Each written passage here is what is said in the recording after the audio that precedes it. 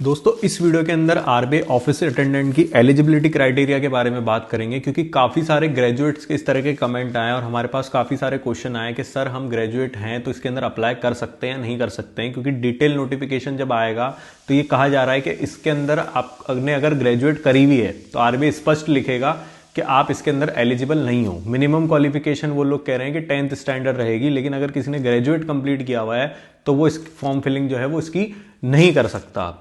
देखो इसके अंदर ना दो तीन चीजें हैं जो इस तरीके के कंट्रोवर्शियल रिक्रूटमेंट होते हैं। ये हमने पहले भी देखा है, जब नाबार्ड का रिक्रूटमेंट आया था या पहले भी इस तरीके के जो क्वालिफिकेशंस के रिक्रूटमेंट आते हैं उनका क्रिस्टल क्लियर जो है पूरा का पूरा रिक्रूटमेंट प्रोसेस नहीं चलता है। उन पर बाद में जाके कोर्ट केसेस होते हैं, फिर वो किसी के फेवर में डिसीजन जाते हैं नहीं जाते हैं, ये सारी चीजें होती है।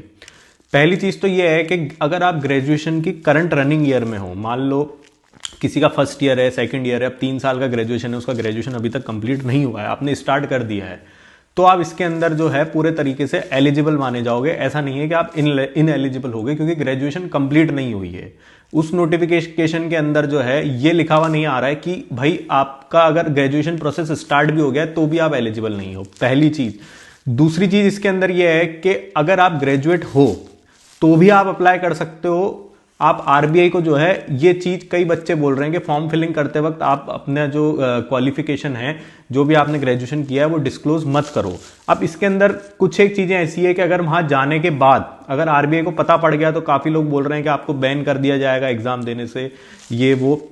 तो पहली चीज तो ये है कि अगर आपको जाना है और आप अगर चांस ले सकते हो, आपके फॉर्म फिलिंग की फीस वगैरह का इतना ज्यादा आपको इशू नहीं है, तो मेरा मानना यह है कि अगर आप ग्रेजुएट हो तो भी आपको चांस लेना चाहिए। इसके अंदर आप अपनी क्वालिफिकेशन फॉर्म फिलिंग करते वक्त जो है वो जो भी मैक्सिमम क्वालिफिकेशन मांगता है वहां पे आप लोग शो मत करो, बाद में अपना पेपर दो।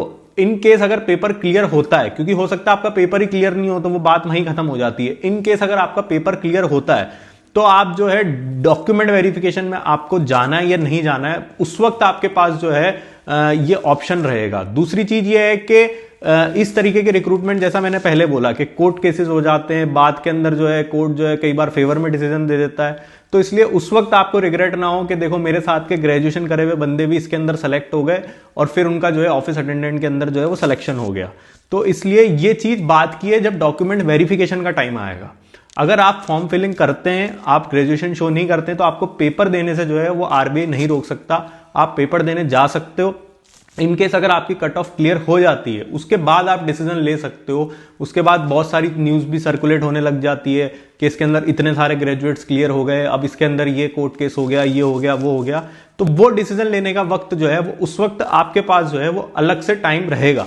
लेकिन अगर आपने फॉर्म फिलिंग ही नहीं करी और आप जो है कि भाई मेरा इसके अंदर एलिजिबिलिटी क्राइटेरिया में मीट नहीं कर रहा हूं, और इन केस बाद के अंदर जाके अगर इसकी एलिजिबिलिटी बढ़ गई या कुछ कोर्ट केस वगैरह के अंदर फेवर में डिसीजन आ गया तो फिर आपको जो है वो रिग्रेट होगा। इसलिए जो भी बच्चे आरबीआई में जाना चाहते हैं, मेरा पर्सनल सजेशन ये है, हो सकता है इसको लेके कई लोग मुझको नेगेटिव कमेंट भी करें कि अगर 0.1% भी अगर चांस बनता है आरबीआई में जाने का एलिजिबिलिटी क्राइटेरिया छुपा के, तो आपको बिल्कुल लेना चाहिए। और इसके अंदर जो है बिल्कुल आपको पढ़ाई करके इसका पेपर जो है पहले क्रैक करने का सोचना चाहिए, क्योंकि तैयारी कभी भी आपकी खराब नहीं जाएगी। यहां काम नहीं आएगी तो आरबीआई असिस्टेंट में काम आएगी, आईबीपीएस में काम आएगी। तैयारी आपकी कभी भी जो है वो खराब नहीं जाती है। और कोई डाउट आपको है जॉब प्रोफाइल वगैरह से रिलेटेड, तो मैंने थोड़े दिन पहले उसका वीडियो डाला था, वो तो आप जाके देख सकते हैं।